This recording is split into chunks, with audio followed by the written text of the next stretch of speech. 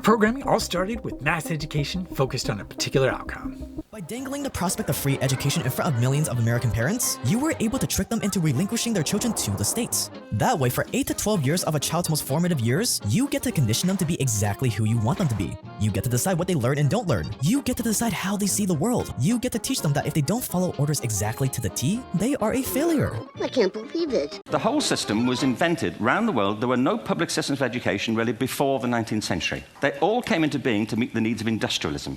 Now, key to all this is reshaping of our history, who we are and where we really came from. It looked like ancient Rome in the middle of downtown Chicago. And as I looked at it further, well, here's another one in Philadelphia, here's another one in St. Louis, in Buffalo, in San Francisco, and then as soon as they were done, they tore them all down and threw them in the garbage. The story of the expositions is a gigantic lie. So many things about the 1800s that seem strange and weird, all of a sudden these fairs spring up all over the world with impossible buildings. Chicago built 700 acres of fair in supposedly less than 2 years. St. Louis built 1,200 acres of exposition buildings. One of the buildings in Chicago, the manufacturer's building, would house 300,000 people. All this programming continues with media manipulation. 2007, a large amount of documents known as the family jewels were declassified and released by the National Security Archive, which also revealed that the CIA had routinely wiretapped illegally Washington-based reporters who were seen as a threat to the establishment because they weren't playing along with the propaganda and gatekeeping efforts within the media establishment. Just like every other case of rampant institutional corruption in government agencies, once it was discovered, the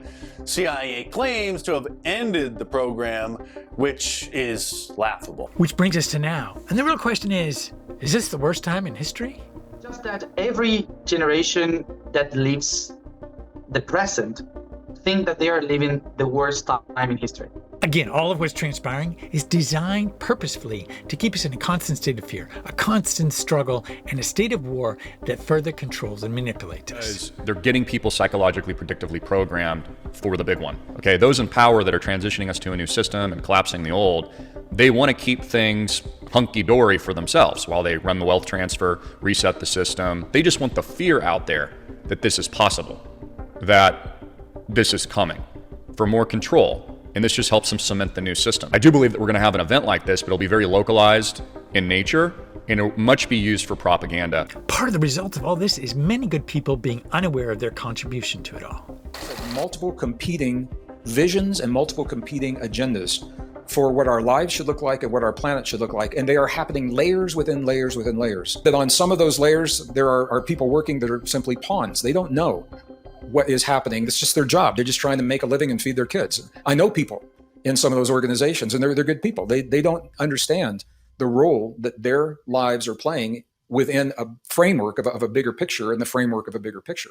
Yet by looking at what and who we really are, what the world is really made up of, and how our energy really works, there's an awakening to the real battle going on. It's a spiritual battle for the continued manipulation of our soul force energy and our creative output from that. Now, our awakening from all this requires a Rocky-like moment focused on the inner world. And yet the hardest part of this is you don't know how long it's going to take or the outcome.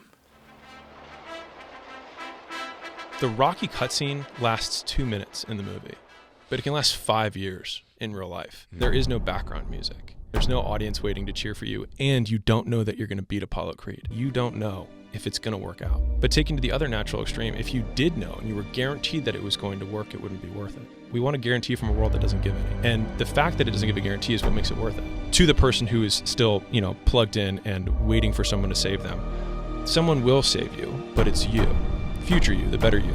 And when you do all this, your connection to people does change. No longer are you going to be watching that football game, drinking beer, and attached to your smartphone. You start to see how it's an obvious manipulation of people's energy to keep them distracted and within the existing program. Now, of course, you could be awakened and still watch football and drink beer and be attached to your smartphone. However, most of us are not at the level where that's actually possible. There is just too much clearing of existing programming to be able to be anywhere and doing anything and still be fully awake and making conscious choices. Full awareness allows the lies and manipulation to be revealed in real time, to respond in real time and be free to make conscious, intentional choices rather than pre-programmed reactions. This is intentional living, and part of getting there is to open up more time for inner and outer exploration. And one solution to this is being part of the creator economy. Now you can see some links below on how to get started. Although the battle is getting kinetic, there's still a silent war raging inside each of us as we clear who and what we really are. I'm on a further quest to uncover what's hidden in plain sight, to share what I find, and as a reality surfing DJ, to connect with others doing the same. Join me by subscribing to this channel or a news link later below. If you found this video helpful, be sure to give a like. Thanks a lot for watching, and I'll see you next time.